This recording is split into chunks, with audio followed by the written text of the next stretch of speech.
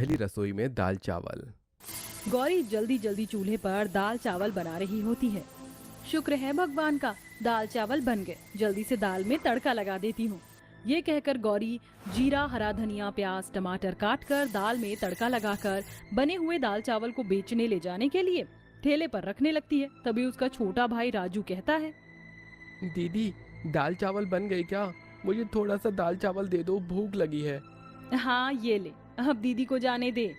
फिर गौरी फुटपाथ पर आकर अपने दाल चावल का ठेला लगा लेती है। तभी सड़क से गुजर रहा सुमित नाम का एक लड़का उसके पास आता है। आओ आओ प्यारे प्यारे ग्राहकों, और खाओ गौरी के हाथों के बने गर्मा गर्म स्वादिष्ट दाल चावल। सुनिए, जरा एक प्लेट दाल चावल देंगी? ये लीजिए साहब जी। सुमित गौरी को प्यार भरी नजरों से देखते हुए दाल चावल खाता है। अरे वाह, आप तो बहुत ही स्वादिष्ट दाल चावल बनाती हैं। शुक्रिया साहब जी। प्लीज आप मुझे साहब जी मत कहिए, मेरा नाम सुमित है, आप मुझे सुमित कह सकती हैं। दाल चावल खाकर सुमित गौरी को पैसे देकर वहां से चला जाता है। सुमित पहला ग्राहक नहीं था जिसने गौरी के बनाए दाल चावल की तारीफ की थी। गौरी जितनी ही गरीब थी, सुमित उतने ही अमीर और बड़े घर का बेटा था। देवर जी, आ गए आप। वैसे आज कॉलेज से आने में इतनी देर क्यों लगा दी? चलिए, डिनर लग गया है, आ जाइए। पल्लवी भाभी, मुझे भूख नहीं। भूख नहीं है? ऐसे कैसे भूख नहीं? अरे रात के 8 बज रहे हैं, डिनर का टाइम हो चला है। बाहर कुछ खाया था तूने? वो माँ, रास्ते में घर आते वक्त मैंने ठेले से खरीद कर दाल चावल खाया था। देवर जी, आपने ठेले से खरीदकर दाल चावल खाए? कॉलेज की कैंटीन और रेस्टोरेंट्स पर ताला लगा था क्या? अरे आपको पता भी है, ये गरीब ठेले वाले पता नहीं कैसे सस्ते ग्रोसरी के सामान का इस्तेमाल करते हैं और कितनी गंदगी में खाना बनाते हैं। राजरानी की बहू पल्लवी बहुत ही अमीर और पैसे वाले घर से थी, इसलिए वह स्वभाव से बहुत ही घमंडी और अपने आगे गरीबों को कुछ नहीं समझती थी। मगर गरीब गौरी की सादगी पहली नजर में सुमित के दिल में उतर गई। अब सुमित गौरी को देखने के बहाने उसके ठेले पर आकर दाल चावल खाता। गौरी भी मन ही मन सुमित को चाहने लगी थी, मगर अपनी गरीबी को सोचकर वो रुक जाती।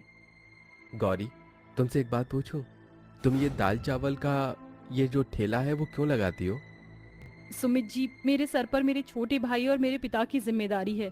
कुछ समय पहले तक पिताजी ठीक थे, मजदूरी करके घर चलाते थे, मगर अब उनसे इतनी मेहनत नहीं होती, इसलिए घर का दाना पानी चलाने के लिए मैंने दाल चावल का ठेला लगाया।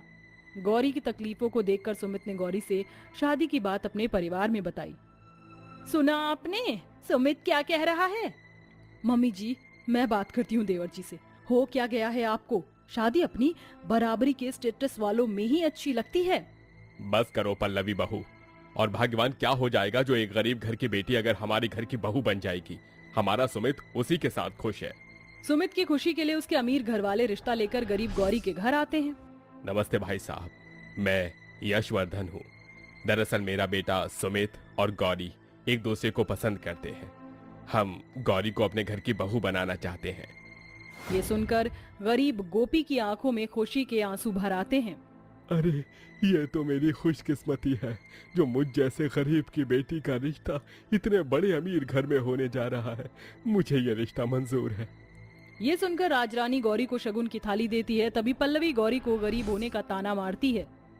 मेरी होने वाली देवरानी जी, तुम्हारी तो लॉटरी लग गई, इतने बड़े घर की बहू जो बनने जा रही हो, वरना तो किसी गरीब रमेश टाइप से ही शादी होती। गौरी पल्लवी की बातों को सुनकर सह जाती है और गोपी के गरीब होने के कारण साधारण तरीके से सुमित और गौरी की शादी हो जाती है और गौरी अपने ससुराल आ जाती है।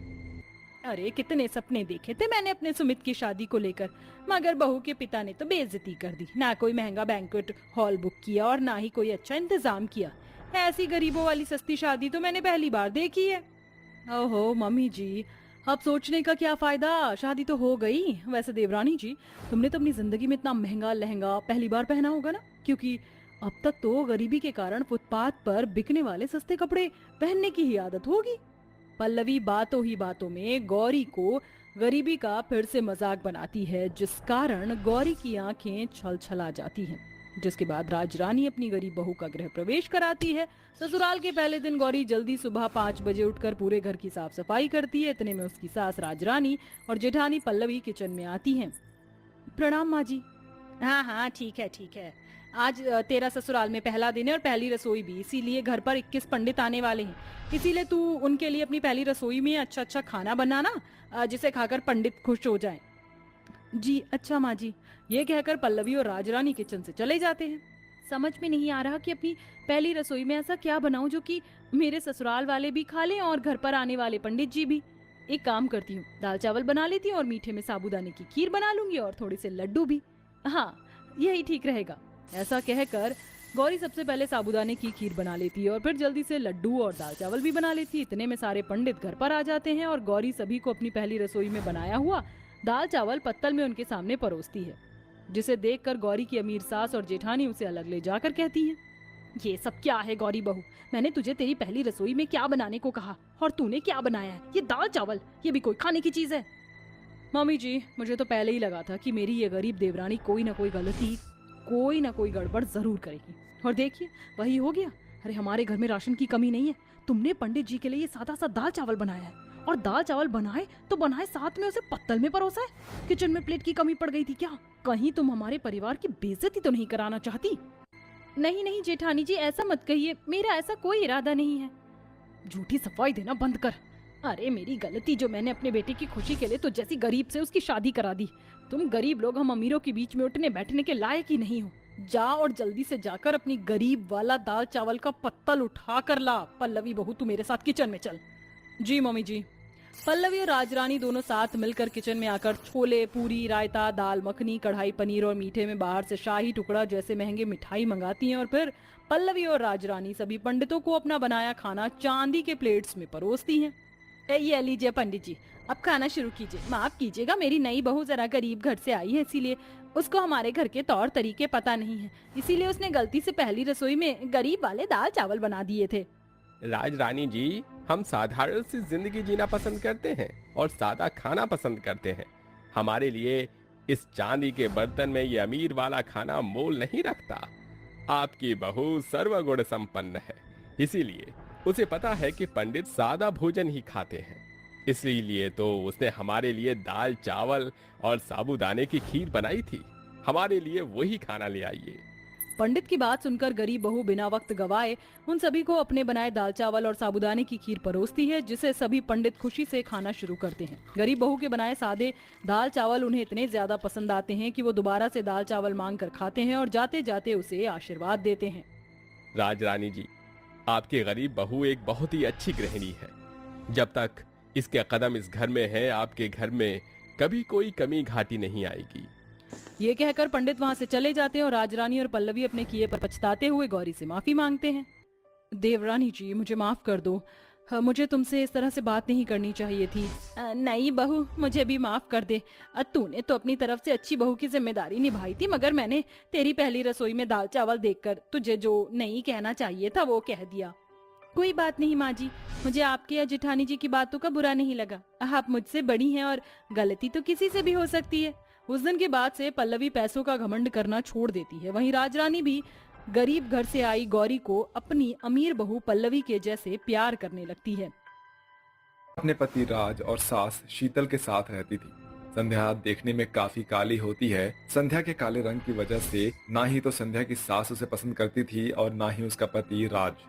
काले रंग की वजह से शीतल और राज हमेशा संध्या को ताने दिया करते थे। शीतल और राज की शादी को आज पूरे 2 साल हो जाते हैं, लेकिन शीतल अभी तक मां नहीं बन पाती है। शीतल बहन, कहाँ हो तुम? अरे शांति बहन, क्या हो गया? आज इतनी खुश कैसे हो? खुशी की ही तो बात है शीतल बहन, आज मैं दादी बन गई हूँ। मेरी बहू ने बड़े ही प्यारे पोते को जन्म दिया है। ये लो, मैं तुम्हारे लिए और तुम्हारे परिवार के लिए मिठाई लाई हूँ। जल्दी से मुंह मीठा करो। ये तो बड़ी ही खुशी की बात है शांति बहन, मुबारक हो, तुम दादी बन गई। मैं तो दादी बन गई, लेकिन तुम कब दादी बनोगी? राज और संध्या की शादी को पूरे 2 साल हो चुके हैं। बहू ने अभी तक कोई खुशखबरी नहीं सुनाई है। कहीं तुम्हारी बहू में कोई कमी तो नहीं है? मैं एक डॉक्टर का नंबर दे रही हूँ, बहुत ही अच्छी डॉक्टर है। तुम एक बार अपनी बहू को उस डॉक्टर के पास दिखा दो, अगर कोई परेशानी होगी तो वो बता देगी। शांति शीतल को एक बहुत ही अच्छी गायनेकोलॉजिस्ट का नंबर देती है। शांति की बात सुनकर शीतल को भी ऐसा लगता है कि कहीं संध्या में कोई कमी तो नहीं है, जिस वजह से वो मां नहीं बन पा रही है। इसलिए अगले ही दिन शीतल संध्या को लेकर गायनेकोलॉजिस्ट के पास जाती है और उसका चेकअप कराती है। डॉक्टर, मेरी बहू की रिपोर्ट तो ठीक है ना? कोई प्रॉब्लम तो नहीं है ना? देखिए, मैंने आपकी बहू को 2 बार चेकअप किया है और 2 बार में सेम ही रिपोर्ट आई है, लगता है बचपन में खेलकूद में इन्हें इंटरनल इंजरी हो गई थी, जिस वजह से ये बेबी कंसीव नहीं कर पा रही हैं। इसलिए आपकी बहू कभी भी बेबी कंसीव नहीं कर सकती है। डॉक्टर की बात सुनते ही शीतल और संध्या हैरान हो जाती है, जिसके बाद शीतल संध्या को वहां छोड़कर गुस्से में घर आती है। क्या हुआ माँ जी, आप मुझे ऐसे वहाँ अकेले छोड़कर क्यों आ गई? तुझे अकेला ना छोड़कर आती तो क्या साथ लेकर आती? एक तो रंग रूप इतना काला, सोचा था रंग रूप काला है तो कम से कम मेरे घर को वारिस देगी, लेकिन तू तो वो भी देने के लायक नहीं है। तू तो एक बांझ निकली। अब मैं अपने वंश को आगे कैसे बढ़ाऊंगी? मेरी तो मत ही मारी गई थी कि मैं तुझ जैसी को अपने घर की बहू बनाकर ले आई। क्या हुआ माँ, आप चिल्ला क्यों रही हैं? अब क्या कर दिया इसने? राज बेटा, तू कभी भी बाप नहीं बन सकता है। मैं संध्या को लेकर हॉस्पिटल गई थी, वहां जाकर पता चला कि ये कभी भी माँ नहीं बन सकती है। अब हम लोग क्या करेंगे? कैसे अपने वंश को आगे बढ़ाएंगे? क्या संध्या कभी माँ नहीं बन सकती? माँ, मैं तो पहले ही इस काली लड़की से शादी नहीं करना चाहता था, लेकिन आपके कहने पर ही मैंने इसे शादी के लिए हाँ की थी। एक तो इतनी काली, ऊपर से बांझ। अब क्या होगा माँ? राज, तू फिक्र मत कर, मैं अपने वंश को जरूर आगे बढ़ाऊंगी। मैं तेरी दूसरी शादी कराऊंगी, वो भी बहुत सुंदर लड़की से। माँ जी, आप ये क्या कह रही है? आप राज की दूसरी शादी कैसे करा सकती है? राज की पत्नी तो मैं हूँ। अगर मैं माँ नहीं बन सकती तो इसमें मेरी क्या गलती है? हम अपने वंश को आगे बढ़ाने के लिए कोई बच्चा गोद ले लेते हैं। मैं किसी के भी खून को अपने खानदान का वंश नहीं बना सकती, समझी? और रही शादी की बात, तो वो तो होकर ही रहेगी। जिसके बाद शीतल राज के लिए एक से एक रिश्ते देखना शुरू कर देती है। शीतल को राज के लिए एक मोना नाम की लड़की पसंद आती है। मोना देखने में बहुत ही सुंदर होती है, जिस वजह से राज मोना से शादी करने के लिए हाँ कर देता है। और देखते ही देखते कुछ ही दिनों में संध्या के सामने उसके पति राज की दूसरी शादी हो जाती है। हाय, नजर न लगे मेरी बहू को। ऐसा लग रहा है कि कोई परी जमीन पर उतर आई हो। कितनी सुंदर है मेरी बहू। अपनी सौतन को देखकर संध्या की आंखों में आंसू आ जाते हैं, लेकिन वो मजबूर होती है, जिस वजह से वो कुछ भी नहीं कहती। जिसके बाद शीतल मोना और राज को एक कमरे में भेज देती है। मोना को अपनी खूबसूरती और गोरे रंग पर काफी घमंड होता है, जिस वजह से वो संध्या के साथ बिल्कुल भी अच्छा बर्ताव नहीं करती है और अपने गोरे रंग पर घमंड करती रहती है। माँ जी, मेरे सर में बहुत दर्द हो रहा है। मेरी प्यारी बहू के सर में दर्द हो रहा है। बहू, तू थोड़ी देर रुक, मैं अभी तेरे लिए गर्मा गर्म अदरक की चाय बनवाती हूँ। संध्या बहू, ओ संध्या बहू, कहाँ मर गई? जी माँ जी, बोलिए, क्या हुआ? मेरी बहू के सर में बहुत दर्द हो रहा है, उसके लिए गर्मा गर्म अदरक वाली चाय लेकर आ। संध्या किचन में जाती है और चाय बनाकर लाती है। मोना चाय को गर्म ही पी लेती है, जिसकी वजह से उसका मुंह जल जाता है। इतनी गर्म चाय, मेरा तो मुंह ही जल गया। तुमने जानबूझकर मुझे ये गर्म चाय दी ना, कि इसे पीते ही मेरा मुंह जल जाए? नहीं, ऐसा नहीं है। मैंने तुम्हें जानबूझकर गर्म चाय नहीं दी है। चाय तो गर्म ही होती है, तुम्हें इसे आराम से पीना चाहिए था। इसमें मेरी कोई गलती नहीं है। तो तुम कहना क्या चाहती हो? गलती मेरी है? शक्ल तो अच्छी है नहीं, माँ बन नहीं सकती हो, और मुझसे जुबान लड़ा रही हो। तुम्हारी इतनी हिम्मत! इतना कहकर मोना वो गर्म चाय का कप संध्या के ऊपर फेंक देती है, जिससे संध्या का हाथ जल जाता है। इतना सब देखकर भी शीतल को कोई फर्क नहीं पड़ता। गर्म चाय के हाथ पर गिरने से संध्या को बहुत जलन होती है और वो रोते हुए किचन में जाकर अपना हाथ धोने लगती है। हे भगवान, मुझे उठा ले, मुझे इस दुनिया में नहीं रहना। मैं अगर काली हूँ और माँ नहीं बन सकती तो इसमें मेरी क्या गलती है? मोना हमेशा ही संध्या को परेशान किया करती थी, लेकिन कोई भी मोना को नहीं रोकता था। ऐसे ही समय बीतता रहता है और शादी के कुछ ही महीनों में मोना प्रेग्नेंट हो जाती है। मोना की प्रेग्नेंट होने की खबर सुनकर सारा परिवार बहुत खुश होता है, यहाँ तक कि संध्या को भी बहुत खुशी होती है। समय बीतने के साथ साथ मोना की गोद भराई की रस्म का समय आ जाता है। मोना बहू, ये देख, मैं तेरे लिए कितना प्यारा लहंगा लेकर आई हूँ, तेरी मुंह दिखाई की रस्म के लिए। अपनी मुंह दिखाई की रस्म में तू यही लहंगा पहनना। माँ जी, लहंगा तो सच में बहुत ही प्यारा है, लेकिन मुझे मेरी मुंह दिखाई पर मेहंदी कौन लगाएगा? आपने मेहंदी आर्टिस्ट को बुलाया है ना? नहीं बहू, जब घर में ही मेहंदी आर्टिस्ट हो तो बाहर से बुलाने की क्या जरूरत है? संध्या को बहुत अच्छी मेहंदी लगानी आती है, वो लगा देगी तेरी मेहंदी। शीतल के कहने पर संध्या मोना के हाथों और पैरों में मेहंदी लगाती है। संध्या, तुम एक काम करो, तुम मेरे पेट में भी मेहंदी लगा दो। लेकिन पेट पर मेहंदी कौन लगाता है? जितना बोला है उतना करो।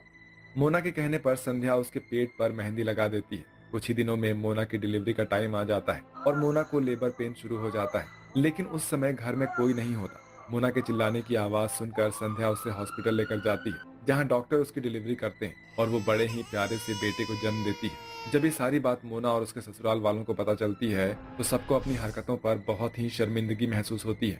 संध्या बहू, अगर आज तू ना होती तो मैं अपना पोता हमेशा हमेशा के लिए खो देती। आज तेरी वजह से मेरे खानदान का वंश बच पाया है। मुझे माफ कर दे।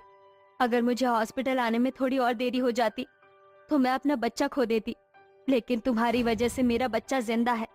मैंने जो भी तुम्हारे साथ आज तक किया, मुझे माफ कर देना संध्या। मुझे माफ कर दो संध्या, तुम्हारे होते हुए भी मैंने दूसरी लड़की से शादी की। मैंने हमेशा तुम्हारे काले रंग की वजह से तुम्हारे साथ बुरा बर्ताव किया, लेकिन अब मुझे मेरी गलती का एहसास हो गया। सबको अपनी अपनी गलती का एहसास होता देखकर संध्या पूरे परिवार को माफ कर देती है, जिसके बाद अब वो सभी लोग अच्छे से साथ में रहते हैं और संध्या और मोना दोनों ही बच्चे का बहुत अच्छे से ख्याल रखते हैं।